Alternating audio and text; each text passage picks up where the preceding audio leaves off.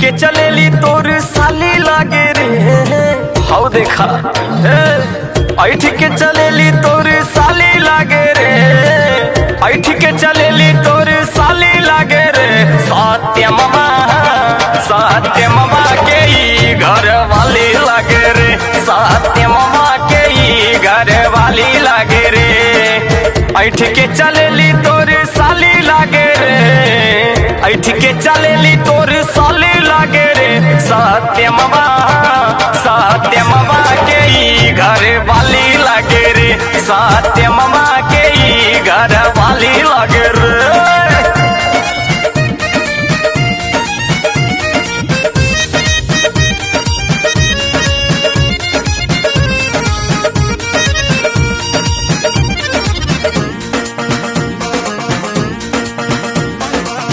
देखनिया के भुइया लसहरे।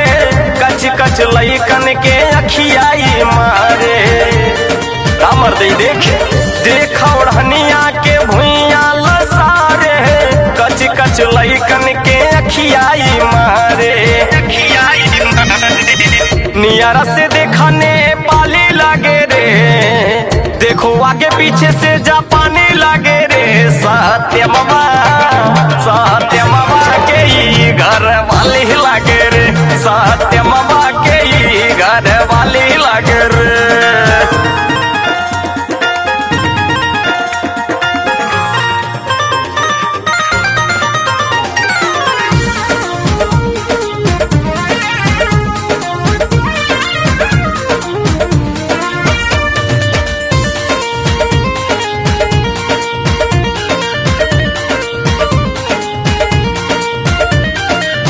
गोरा गोरा गाली कर लागे देसी माल रे।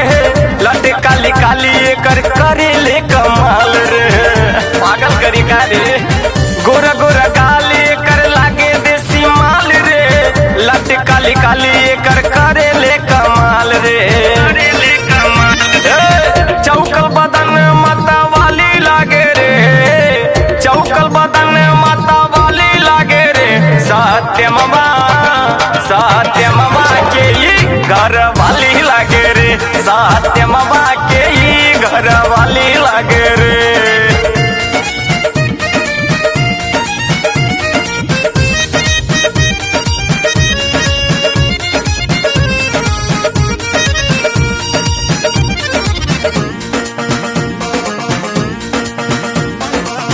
सैंडल के हील जैसे लागे खूंटी। आई हो दादा चला दिया लेके स्कूटी। सैंडल के हील जैसे लागे खूंटी। आई हो दादा चला दिया लेके स्कूटी। गया मन मीत के मिताली लागे रे। गया मन मीत के मिताली लागे रे। सत्यम मामा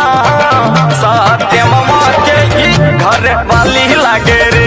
उली लइकन के ई देखा साली लागे रे।